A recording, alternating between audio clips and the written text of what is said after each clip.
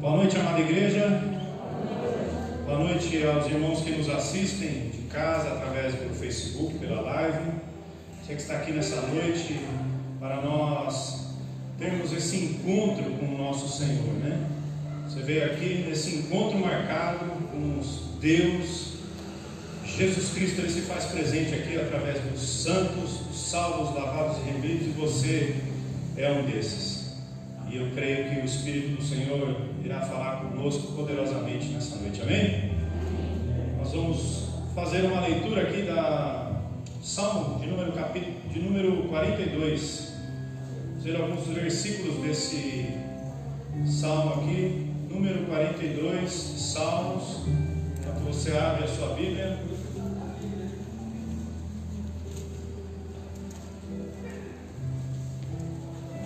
Está em casa aí, tiver Bíblia do lado, abre aí, Salmo de número 42. Nos diz assim o salmista: como a corça anseia por águas correntes, assim a minha alma anseia por ti, ó Deus. A minha alma tem sede de ti, ó Deus, do Deus vivo. Quando poderei entrar para apresentar-me a Deus? Minhas lágrimas têm sido o meu alimento de dia e de noite, pois me perguntam o tempo todo: onde está o seu Deus? Quando me lembro dessas coisas, choro angustiado, pois eu costumava ir com a multidão, conduzindo a procissão à casa do Senhor, com cânticos de alegrias e de ações de graças, entre a multidão que festejava. Porque você está tão triste, ó minha alma? E por que te perturbas dentro de mim? Põe em Deus a tua esperança, porque eu ainda o louvarei. Ele é o meu Senhor e o meu Deus. A minha alma está extremamente triste, e por isso de ti me lembro, desde a terra do Jordão, das alturas do Hermon, desde o monte Mizar.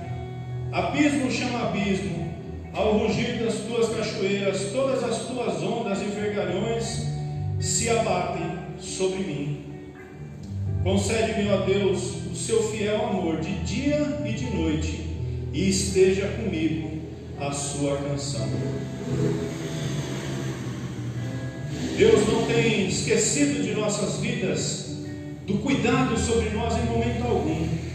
E ainda que pareça que muitas dificuldades sobrevenham, ainda que pareça que as necessidades sejam maiores do que aquilo que nós podemos fazer, que as nossas lutas sejam maiores do que as forças que temos, o salmista diz que espere em Deus, que ainda o louvarei. Se você chegou aqui nessa noite nessa mesma certeza de que por mais que tenham lutas que venham a fazer com que suas forças desvaneçam, creia que essas lutas vão passar e você ainda vai louvar o Senhor, amém? E nós vamos nos colocar de pé nesse momento para juntos adorarmos a Deus com cânticos que exaltem o nome dEle.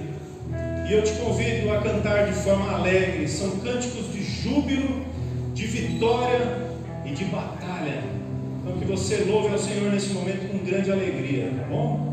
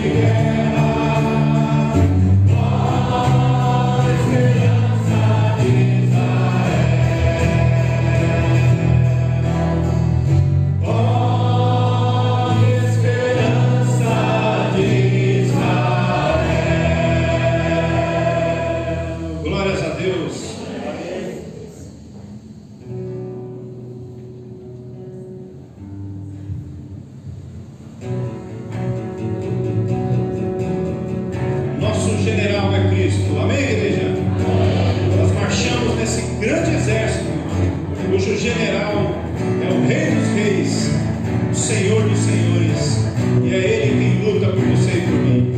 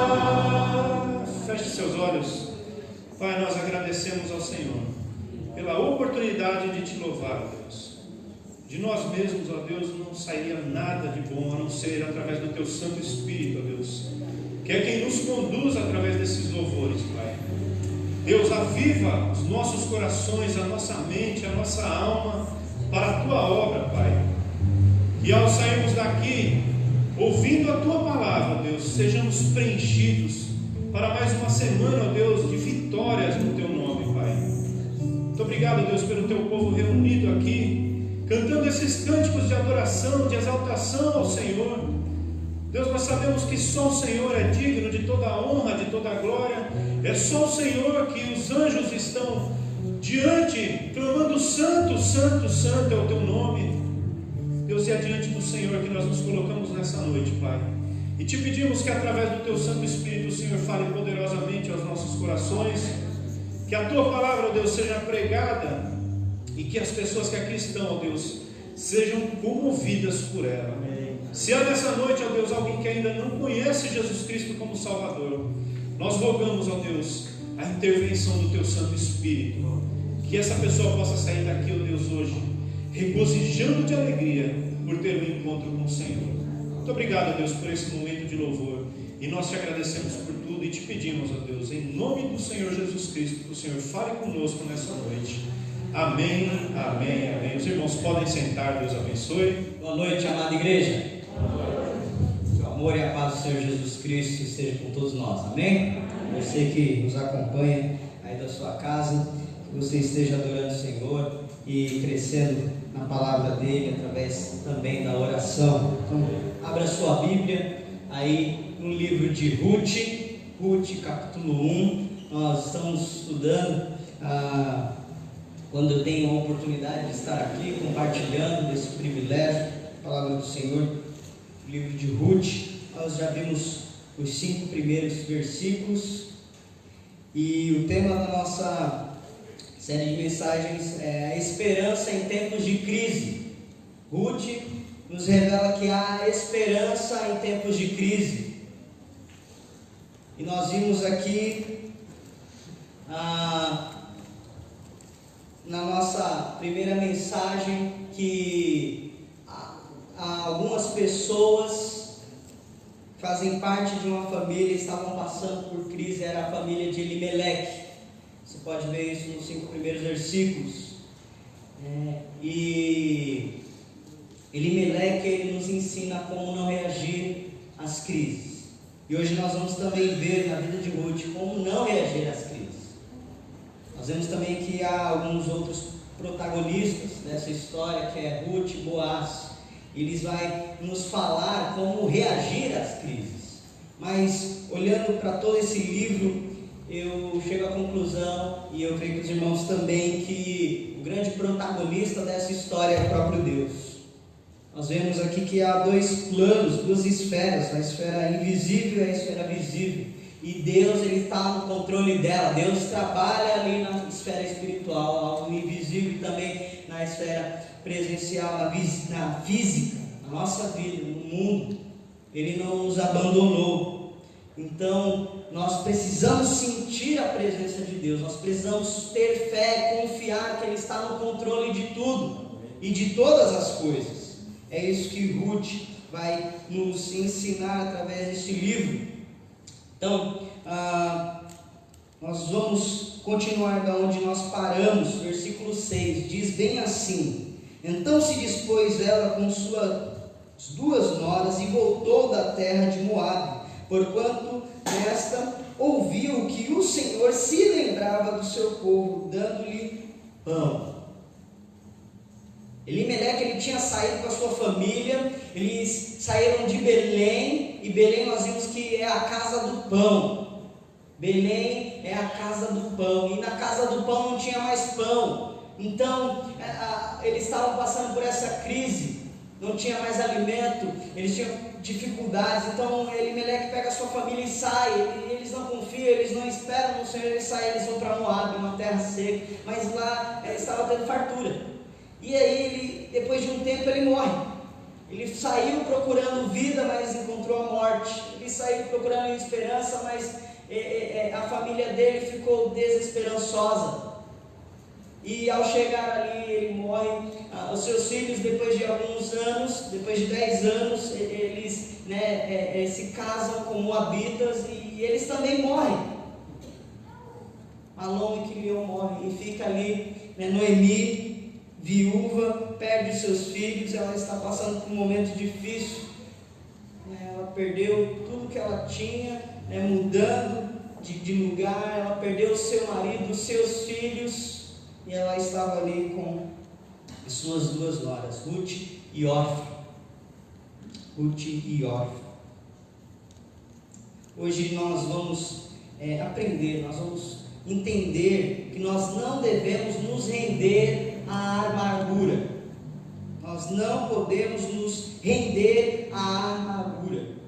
A amargura nos impede de ver o cuidado de Deus na nossa vida. E é interessante que o dicionário, ele nos ensina muito, e ele fala o significado sobre amargura. Amargura é uma tristeza, uma angústia, aflição.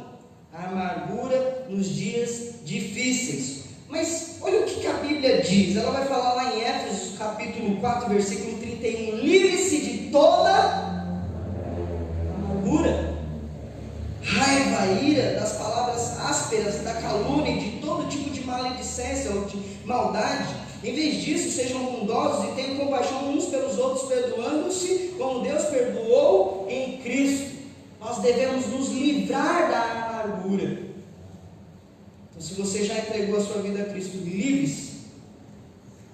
Hebreus capítulo 12, versículo 15, vai falar: cuide-se um dos outros, para que nenhum de vocês deixe de experimentar a graça de Deus. Fiquem atentos para que não brote nenhuma raiz venenosa de amargura, que causa perturbação contaminosa ou contaminando a muitos.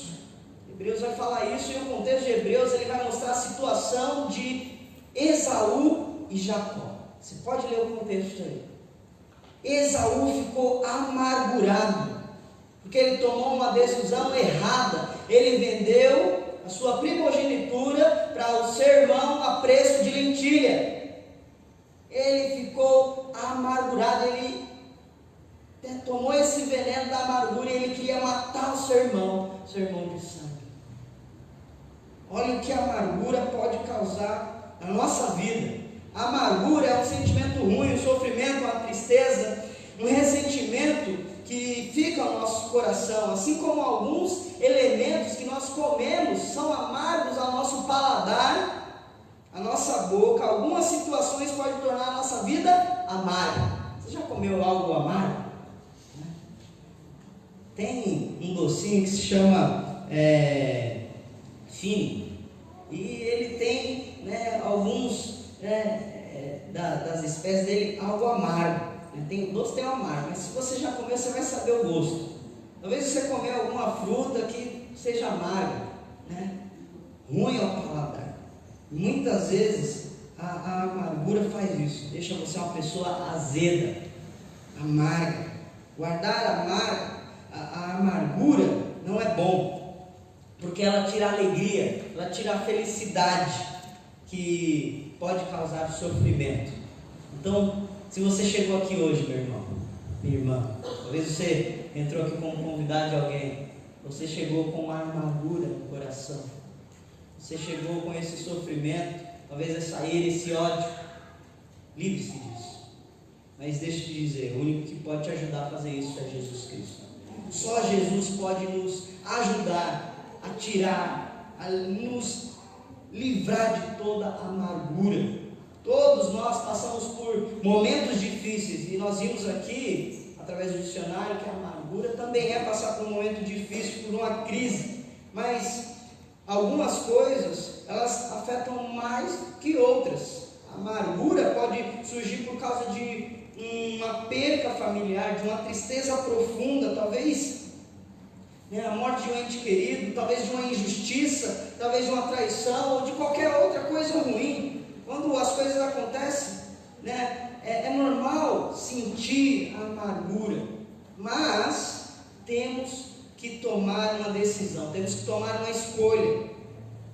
Ou nós vamos deixar a amargura crescer no nosso coração, como uma erva daninha, a nossa mente, o nosso falar, o nosso agir, de como nós vamos lidar com as coisas, ou nós vamos cortar o mal pela raiz, com a palavra de Deus. Nós vamos se livrar, nós vamos tirar tudo que é ruim, como Paulo vai falar aqui em Efésios. Você tem duas escolhas: ou você decide viver com isso e sofrer com as consequências, ou você pede ajuda do Senhor para se livrar desses males, dessas dores, e tomar sentimentos bons, verdadeiros, que vêm lá do alto, vêm do Senhor. Paulo vai falar que nós devemos pensar em tudo aquilo que é bom, tudo aquilo que é agradável, tudo aquilo que vem dos céus. Mas eu queria mostrar aqui algumas consequências de uma vida de amargura, uma vida amarga. Quando nós deixamos a amargura entrar na nossa vida, ela estraga tudo, irmãos, tudo. O seu jeito de pensar, o seu jeito de falar, o seu jeito de agir, porque isso é um pecado. Isso é um pecado, é algo que afronta o coração de Deus. O que são as consequências de uma pessoa amargurada? Talvez uma infelicidade, focando apenas nas coisas ruins. Talvez uma ingratidão por não apreciar as bênçãos do Senhor, ou o trabalho do Senhor através das nossas vidas. Talvez um ódio que tomou, e todo o seu coração, e te deixou uma pessoa má. Talvez atos de vingança contra você pode te deixar uma pessoa amargurada. Talvez uma influência de uma outra pessoa que você ouviu muito. Você já ouviu uma pessoa amargurada? E aí você fica tão perto dela que a amargura começa a passar dela para você. Talvez a perda de amizades, e até mesmo o afastamento do próprio Deus, por se sentir zangado, pensar que Deus não está perto de você, e você começa a lutar contra tudo e todos, e até mesmo o próprio Deus. Por causa disso tudo, é importante tratar da amargura, desse pecado. E a nossa vida precisa ser definida pela palavra de Deus. E só Jesus pode nos curar. Só Jesus tem a solução. Amém? E a solução está na palavra de Deus. Então aqui nós vamos ver que a amargura nos impede de ver o cuidado de Deus em nossas vidas. A Noemi estava amargurada e ela não enxergava o cuidado de Deus na vida dela. Então quais são os sintomas da amargura? Quais sintomas a amargura traz para a nossa vida? Primeiro, a amargura, ela traz o sintoma de fazer você uma vítima. De fazer de você uma vítima. Olha só o versículo 20. Versículo 20, eu tenho que seus olhos para isso. Em primeiro lugar, a amargura faz de você uma vítima. Porém, ela lhes disse: não chameis Noemi, chamai-me de Mara, porque grande amargura me tem dado Todo-Poderoso. Ela olhou para Deus e falou: o culpado é Deus. E Mara, ela se tomou posse desse nome, né? Um nome que nós podemos ver a tradução dele. Noemi significa doçura, uma pessoa agradável, uma pessoa que tem um encanto, a sua qualidade, seu caráter, uma pessoa doce. Mas ela, vendo toda a sua aflição, tudo aquilo que aconteceu na vida dela, ela coloca o nome dela de Mara. E quando nós olhamos esse nome, nós podemos pensar lá no livro de Êxodo capítulo 15, o povo está andando, né, no deserto, ele está ali por 3 dias já caminhando sem beber água, e eles chegam no local, e naquele local, né, eles encontram água, e quando eles vão beber, a água era amarga, e eles dão o nome de Mara, porque eles acharam aquele lugar e a água era amarga. Noemi parece ter essa ideia na cabeça, falar: meu nome não vai ser mais doçura, meu nome vai ser amargo, porque o Todo-Poderoso tem me afligido. E muitas vezes nós, olhando para essa pandemia, nós começamos a murmurar, a reclamar, e nós começamos a nos tornar pessoas amargas, e a olhar para Deus e falar: é Deus que está trazendo isso para a minha vida. Mas lembre-se que foi a decisão da família que ela tomou, que gerou essas consequências. Deus não mandou ele sair da terra prometida de Belém, da terra que manda leite e mel. Mas o que aconteceu? Eles saem sem pedir a direção de Deus, sem orar, sem buscar o Senhor. E Elimeleque, nós vimos que Elimeleque, o nome dele é Deus é meu rei. Mas quem era rei mesmo era ele mesmo, da família dele e de todos os pensamentos. Eles tomam uma atitude precipitada e eles encontram morte, eles encontram situação difícil, deplorável, triste. É isso que acontece. E ela sai dali. Eu falei que nós devemos ler esse livro, né, entendendo esses verbos: sair, chegar, né, voltar. Eles estão voltando para Belém porque eles ouviram que Deus tinha abençoado o seu povo. Ela toma essa notícia e fala: vou voltar para Belém, para a terra do pão. Lá o Senhor pode fazer algo, mas ela tem ainda uma visão distorcida, porque ela está amargurada. Ela está triste. E aí nós vemos o segundo sintoma que a amargura traz. Ela distorce a realidade. Versículo 21 vai dizer: ditosa eu parti, porém o Senhor me fez voltar pobre. Porque pois me chamareis Noemi, visto que o Senhor manifestou-se contra mim o Todo-Poderoso e me tem afligido? Então, já passou tudo ali, né? Mas tudo bem. A amargura, ela distorce a realidade. Noemi, ela volta para Belém, ela sai numa caminhada, numa nova jornada com suas 2 noras, e ao chegar ali no meio do caminho, eu saí daqui cheia, rica, mas voltei pobre. Isso é culpa do Senhor, Ele tem me afligido. Mas para pensar comigo, como a amargura, ela distorce a realidade. Ela estava rica mesmo? Pensa, não, ela estava passando uma crise, uma fome, não tinha nada. Ela só pegou as suas mudas de roupa e saiu, com a sua família, com seus filhos, com seu marido, e foi morar lá em Moabe. Sim, ela tinha tinha um marido, ela tinha filhos, ela tinha alguns bens, mas falar que ela voltou pobre, será mesmo que ela voltou pobre? No entanto, a amargura faz você ficar míope, ficar cego, não enxergar a verdadeira realidade. Ela não saiu pobre ou cheia, ela não saiu cheia, ela saiu com dificuldade. Outra coisa, ela estava voltando com suas noras, e você vai ver que ela está voltando depois de uma tomada de decisão com Ruth. Ela não estava sozinha e desamparada. Olha só como a visão, ela fica míope, fica cega. Ela tinha a companhia de Ruth, e lá no final do livro, ela vai falar que Ruth era melhor do que 7 filhos. Olha só, essa nora era tão especial para ela. Como que ela falou uma coisa dessa? Interessante que nós podemos ver o que a amargura pode fazer com uma pessoa. Ela começa a distorcer, a fazer dela uma vítima, e ela não foi capaz de ver o que Deus estava fazendo por ela. E nós agimos dessa forma, irmãos. Quando entrou a pandemia, olha o que a gente falava: essa coisa do diabo, essa coisa só veio para estragar a minha vida, essa coisa só veio para estragar o meu trabalho, a minha família. Será mesmo? Como nós aprendemos hoje, as provações vêm, as dificuldades vêm, as aflições vêm para provar aquilo que está dentro do nosso coração. Então você só colocou para fora aquilo que já estava lá dentro. Você não é uma pessoa amargurada, uma pessoa murmurenta.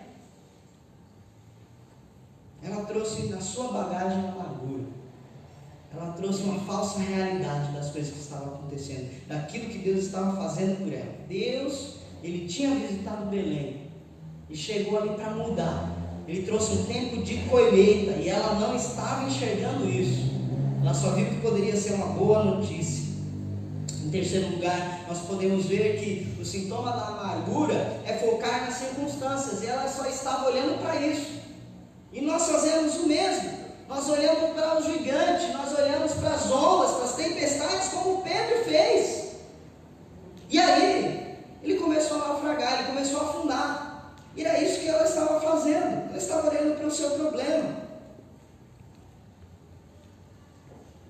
Olha só o que John Piper vai falar sobre a amargura, uma pessoa amargurada. Ele diz assim: quando decidimos que Deus é contra nós, geralmente nós enxergamos em nossos desesperos. Nós o enxergamos em nossos desesperos. Tornamos-nos tão amargos que não enxergamos os raios de luz que sobrevêm detrás das nuvens. É como um dia nublado, nós não enxergamos que o sol está lá em cima. Se você já viajou de avião, você sai de um dia chuvoso e você sobe em cima das nuvens, o avião faz isso, você pode ver que está tudo bem, está um dia ensolarado, mas lá embaixo está um caos, não é verdade? Está caindo chuva, está caindo raio. E John Piper vai falar isso: quando nós nos tornamos uma pessoa amargurada, nós não conseguimos enxergar os raios de luz da providência de Deus, e nós começamos a desfocar, nós tiramos os olhos do Senhor. E olha só, eu gostaria de mostrar para vocês aqui que do versículo 6 até o 22, nós podemos enxergar esses raios de luz da providência do Senhor, da providência divina. Em primeiro, as bênçãos do Senhor. Versículo 6, a Noemi vai falar que houve uma boa notícia: o Senhor visitou o seu povo. Uma nova chance Deus estava dando, uma nova oportunidade Deus estava dando para aquele povo, um momento de voltar e de recomeçar. E nas crises nós temos que pensar, nós temos que olhar dessa forma: há uma nova chance, uma nova oportunidade de criar, de recomeçar. Quantas pessoas perderam seus empregos e criaram e recomeçaram, porque não olharam para as crises, mas olharam para a oportunidade. Olharam para as oportunidades. Noemi precisava olhar para essa oportunidade. Olha, dá para mim voltar para casa, dá para mim voltar a trabalhar, dá para voltar a me sustentar. Noemi não estava olhando para isso. Segundo, o amor de Ruth, versículo 16 e 17. diz assim: onde quer que morreres, morrerei eu. Onde quer que você for sepultado, eu serei sepultado.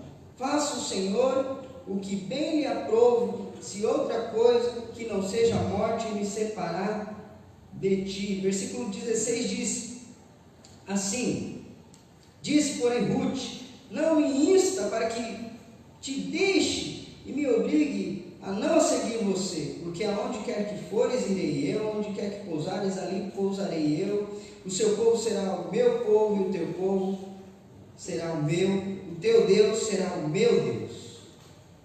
Ruth estava se declarando para sua nora, e talvez você nunca viu isso, né? Se você é sogra, um amor de nora, assim. Esse é o primeiro. E outro dia eu estava almoçando ali com um pastor, né? E uma nora, ela trabalha com a sua sogra. E essa nora foi tão elogiada pela sua sogra, né? Ela conversando com a gente: olha, ela me ajuda, ela tem me acompanhado, é uma companheira. É isso que está acontecendo. Mas Noemi não enxerga esse amor. Ruth, ela está vendo a situação e ela começa a criar uma oportunidade. Eu não vou voltar para casa, porque a casa onde eu moro serve a deuses falsos, mas eu vou servir o seu Deus. O seu povo será o meu povo, o seu Deus será o meu Deus. E aqui nós vemos que muitas vezes, né, aqueles noivos, né, vão casar e eles colocam esse versículo aí, mas não é uma declaração de homem para mulher, mas uma declaração de uma nora para a sua sogra. Um amor leal, um amor verdadeiro. Não é só uma mudança geográfica, mas uma mudança de coração, de mente, de fé. Ela estava se entregando ao verdadeiro Deus, o Deus de Israel. Ao Deus de Israel. E Noemi não enxergava que Deus era capaz de prover tudo aquilo. Em terceiro lugar, o tempo da colheita. Aquele povo era um povo agrícola, que dependia da chuva, dependia do arado, dependia de plantar as coisas ali. Mas Noemi não enxergava que Deus tinha abençoado aquela terra. Quando nós olhamos para Deuteronômio, nós vemos que quando o povo abandona o Senhor, Ele traz disciplina ao seu povo, porque Ele ama o seu povo, e Ele fala ali que haveria maldição no meio do seu plantio, no meio do povo. Mas quando Deus, Ele trabalha em nós, Ele trabalha por nós, Ele trabalha através de nós, Ele abençoa, Ele usa de misericórdia, Ele usa de benevolência, Ele usa de compaixão. E nós precisamos confiar no seu amor. Amém. Nós precisamos confiar na provisão do Senhor. E aqui, Noemi, ela não consegue enxergar esses traços de luz, mas Ruth já estava vendo a provisão do Senhor, já estava vendo a transformação que o Senhor traria para a vida dela. Nós podemos ver lá nos evangelhos, principalmente Mateus, que Ruth se encontra na genealogia de Jesus, uma mulher ímpia que se entregou ao Deus verdadeiro, se converteu, serviu ao Senhor. Ela se encontra ali, uma mulher estrangeira.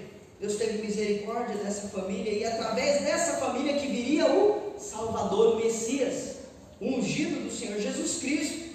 Noemi ainda não entendia essa visão, mas Deus estava trabalhando. Em quarto lugar, nós vemos que o sintoma que a amargura traz é buscar a solidão. É buscar a solidão. Versículo 11 diz bem assim, versículo 11: porém Noemi disse: voltai, minhas filhas, por que ireis comigo?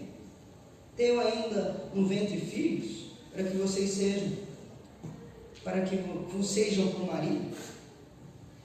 Ela estava mandando embora aquelas mulheres. Falou: não, volta para sua casa, vai ficar com seus pais, vê se você consegue arranjar um novo marido. Ela estava querendo ficar só. E a amargura, ela faz isso conosco. Talvez você já passou por um momento assim, né, de perca, de luto, de depressão, e você quer ficar sozinho, quer ficar trancado, quer sofrer ali e não quer ninguém perto de você. É isso que a amargura faz. Nós queremos nos isolar, nos afastar. Há uma visão pessimista, é uma decisão errada, mas gente precisa de gente para ser gente. Pensa nisso.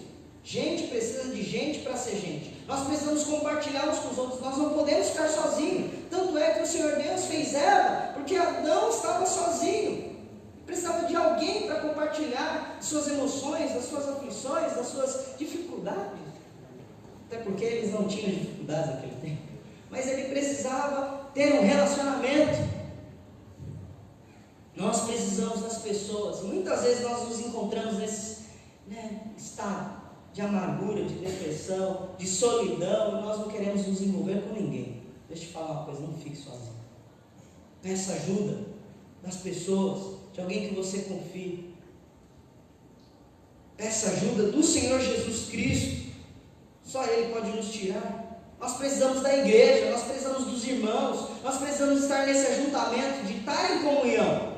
Era isso que você estava pensando no começo. Poxa, a igreja vai ficar ali fechada. Nossa, a gente não vai poder mais congregar, nós não podemos mais cantar juntos, nós não podemos ter o culto das mulheres, o culto dos jovens, o culto das crianças, nós não podemos mais fazer nada disso. Você deveria estar pensando assim, porque a solidão nos entristece, nos coloca para baixo, mas depois de um tempo talvez você nem vai sentir isso, a importância de estar junto, de estar congregando. Por que Noemi buscava a solidão? Porque ela estava sem esperança. Ela estava sem esperança. Ela não via solução para o seu problema. Ela só ouviu uma boa notícia, mas ela não sabia o que iria fazer. Depois, no capítulo 2, você vai entender. Deus começa a trabalhar na vida dessas mulheres. Versículo 11 vai nos mostrar aqui que a amargura nos traz uma desesperança. Nós perdemos a esperança. Ela colocou na sua cabeça: olha, se você vir comigo, Ruth, eu não vou poder te dar outro filho, eu sou velha. Olha só, sem esperança. Eu não vou poder casar de novo e ter outro filho para você esperar, você vai ficar velho até lá. Não havia esperança alguma. E você pode notar isso. Mas nós devemos entender e olhar para a luz da palavra de Deus que há esperança nos momentos de crise. No Antigo Testamento, ali em Deuteronômio 25, versículos 5 e 6, nós não vamos ler, mas ali no Antigo Testamento existia a lei do levirato. O que era a lei do levirato? Era que se um homem casasse com uma mulher e ele viesse a morrer, o seu irmão poderia casar com ela para gerar descendência e trazer um legado. Ali no Antigo Testamento. Mas ela nem pensava nisso. Havia também a lei do resgatador, e você vai entender isso mais à frente quando nós ir trabalhando nesse livro. Que um parente próximo poderia resgatar a família, poderia comprar as posses que ainda existiam, poderia ajudar essa família pobre. Eis o que Boaz faz. Ele é o descendente resgatador. E nós vamos entender isso à luz de Jesus Cristo. Ele foi o nosso resgatador. Ele pagou o preço na cruz. Ele nos comprou com precioso sangue. Ele nos resgatou do pecado, do lamaçal que nós vivíamos. E Ele pode fazer isso com você se você ainda não entregou a sua vida a Cristo. Ele pode te resgatar e te dar uma vida nova. Um lar novo que se encontra lá nos céus. E se você já foi resgatado por Jesus Cristo, diz amém. Amém. Amém. Nós não vamos estar longe de Deus para todo sempre, lá no lago de fogo. Há uma alegria. Nós vimos aqui, o pastor Judival pregou, importa que o nosso nome esteja lá no livro dos céus. A salvação em Cristo Jesus. Ela estava desesperançosa. Ela não tinha solução mais para nada. Efésios capítulo 3, versículo 20 e 21, vai falar que, ora, aquele que é poderoso para fazer infinitamente mais do que tudo que pedimos ou pensamos, conforme o seu poder que opera em nós, a Ele seja a glória, na igreja de Jesus Cristo, para todos sempre, em toda geração, amém, amém. Amém. Jesus Cristo pode fazer infinitamente mais do que nós pedimos ou pensamos. E talvez se você está nessa crise, você está com o coração amargurado, ore ao Senhor, coloque as suas petições ao Senhor, as suas súplicas, as suas dificuldades e peça ajuda do Senhor, porque Ele pode fazer muito mais do que nós pedimos, do que nós pensamos ou imaginamos na pessoa de Jesus Cristo. Faça isso, meu irmão.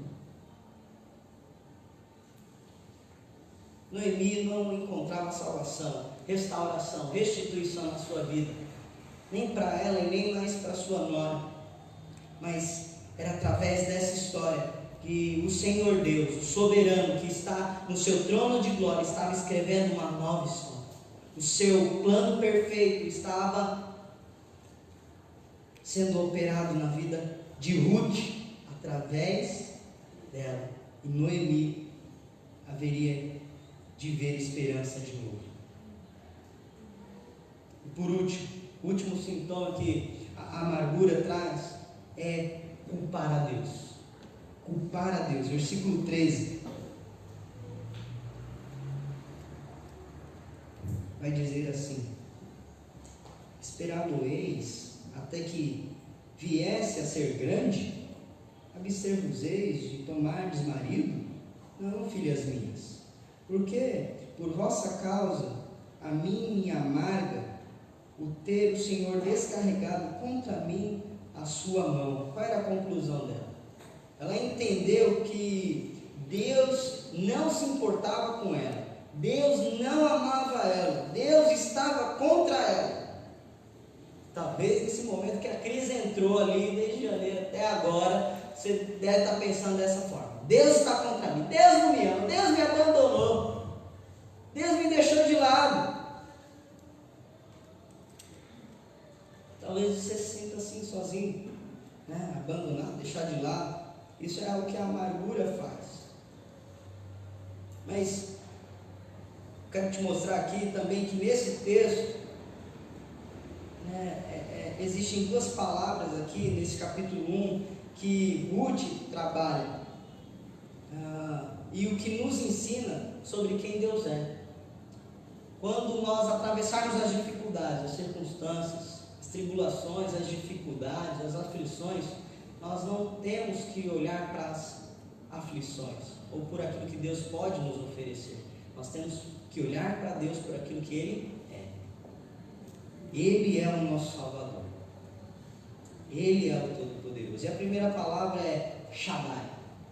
Quando ela fala o Todo-Poderoso tem me afligido, ele está olhando para essa palavra, Shaddai, que está ali no versículo 20, versículo 21. E no campo da teologia, Noemi está correta. Deus é o Todo-Poderoso, mas essa teologia era uma teologia incompleta. Era uma teologia que estava fraca ainda. É verdade que Deus é o Todo-Poderoso, mas nós podemos ver lá em Gênesis capítulo 17, versículo 1, quando Deus está falando com Abraão, e Abraão aos 99 anos de idade, e Sara aos 90 anos de idade, Deus fala que dele sairia o filho da promessa. Deus é um Deus de promessa, Deus é fiel à sua palavra, e Ele fala: olha, de ti sairá o filho da promessa, de ti sairá nações, você será bendito, você será pai de muitos. E o que acontece? Abraão dá risada, Sara dá risada. Eles duvidam do poder de Deus, e Deus pode fazer de um senhor, de uma senhora, muitos descendentes. Ali nós encontramos essa palavra Shaddai, mas ela vem acompanhada do Eu Shaddai. Deus fala ali: eu sou, o eu sou, Deus Todo-Poderoso. A teologia de Noemi, ela tem uma teologia verdadeira, mas é uma teologia incompleta. Nós precisamos entender que o eu sou, o Deus verdadeiro, o Deus de Israel, Ele é todo-poderoso, sim. E nada acontece na terra que não passa no filtro dos céus, da sua soberania. E muitas igrejas têm pregado uma falsa teologia, uma teologia fraca, falando que Deus Ele pode te dar tudo, todas as coisas, que Deus pode te dar carro, casa, teologia da prosperidade. Isso ele pode te dar se ele quiser, mas isso não é prioridade. O que é prioridade que Mateus diz? O comer e o vestir. Isso era a prioridade e Deus se importaria e te daria isso. Aqui nós vemos que essas teologias, muitas vezes, quando nós não temos tudo isso, as pessoas vão falar que é pecado, você está vivendo uma vida de pecado, você não está dando dízimo, você não está se comprometendo. Mas não é isso. Isso é a teologia da Xuxa, né? Tudo que eu quiser o cara lá de cima pode me dar. Está errado. Tudo que eu quiser o cara lá de cima não pode te dar. Tá bom? Não pense dessa forma. É a vontade de Deus e não a nossa. Amém. Pai nosso que estás no céu, santificado seja o vosso nome, assim na terra como no céu. Venha o teu reino e seja feita a tua vontade, não a minha, não a sua, não a nossa. Não pense dessa forma. Não deixe que essa teologia venha. Porque muitas dessas teologias vão falar que você não pode passar por aflições, que você não pode passar por dores, que você não pode passar por provações. Você tem que ser blindado. Nada pode passar por você. Não é isso. Nós somos filhos de Deus, nós aprendemos isso, nós somos povo de Deus, igreja do Senhor Jesus Cristo, mas nós vamos passar por aflições, nós vamos ser provados. É porque Deus, Ele tem um plano perfeito, e Ele usa essa ferramenta para trabalhar em nossas vidas com o seu plano perfeito. Ele é o Todo-Poderoso, o El Shaddai. Mas a segunda palavra que nós vemos aqui é Hesed. Hesed, o amor constante de Deus. Deus estava mostrando o Hesed dele, o amor constante. Em outras traduções, talvez você vai ver no versículo 8, a misericórdia do Senhor, a benevolência do Senhor, a compaixão do Senhor, o amor leal do Senhor. Mas nós entendemos que o Hesed é o amor constante de Deus. Deus não é só o Todo-Poderoso, mas Ele também é o Deus cuidadoso, o Deus amoroso, o Deus todo bondoso. E Ele entendia o que ela estava passando, mas Deus estava trabalhando através dela, estava trabalhando na vida dela, usando o Ruth. Deus queria ensinar algo para Noemi, e ela não poderia chutar o balde, e ela não poderia viver uma vida amargurada, mas ela tinha que enxergar com os olhos de Deus aquilo que ela estava passando. Talvez você pergunte dessa forma, né? Por que isso acontece comigo? Por que eu perdi meu ente querido? Por que o coronavírus levou ele? Por que Deus permitiu isso? Porque Deus é o Todo-Poderoso, e Ele trabalha de várias formas, e da forma que Ele quiser, e você precisa confiar. Onde Deus estava? Talvez você coloque isso na sua cabeça. Deus, Ele estava do seu lado. Deus, Ele estava no seu trono de glória. Ele é onipotente, onipresente, onisciente, Ele sabe de tudo. Muitas vezes o que acontece é que nós não queremos estar perto de Deus, como Noemi queria ficar sozinho. C.S. Lewis vai falar que o sofrimento é o megafone de Deus para o mundo ensurdecido. O sofrimento é o megafone de Deus para o mundo ensurdecido. Deus trouxe isso para dar um chacoalhão no mundo, para falar que existe um Deus, para falar que Ele está no controle, que nada foge do controle dEle, para que as pessoas vá até Ele, para que as pessoas se acheguem ao trono de glória dEle, se rendam a Ele agora, porque se render no final vai ser muito tarde. A Bíblia fala que todo joelho se dobrará ao Senhor, não importa se você já crê ou se você ainda não crê, você vai se dobrar diante de Deus. E se você não crê no Senhor Jesus Cristo, você se dobrará diante dele no dia futuro, quando Ele voltar. Mas saiba que aqueles que não creram no Senhor Jesus Cristo, aqueles que rejeitaram o Senhor, aqueles que não se achegaram até o Senhor por meio de Jesus Cristo, o Salvador, vão sofrer para todos sempre. Irmão, olhe para a bondade do Senhor. Aquilo que Noemi estava passando era um pouquinho que Jó estava passando. É engraçado que Eliú, um amigo de Jó, ele vai chegar até Jó, e Jó 34:10 vai falar: ouçam, vocês que têm entendimento, Deus não peca de forma alguma, o Todo-Poderoso não pratica o mal. Aqueles amigos que estavam ali perto, né, ela falou que Deus praticava o mal, Deus estava contra ele, que Jó estava com pecado, mas ele chega com um pouco de sabedoria e fala: olha, Deus ele não é mal, Deus ele não peca, ele não pratica o mal. Versículo 15 do capítulo 36 vai falar que por meio do sofrimento ele livra os que sofrem, por meio do sofrimento ele livra os que sofrem, e por meio da adversidade obtém-se a sua atenção. Para pensar, quando chegou essa crise, será que você não chegou mais perto você não chegou mais perto de Deus do que você já estava antes? Você não leu mais a palavra do Senhor, você não orou mais.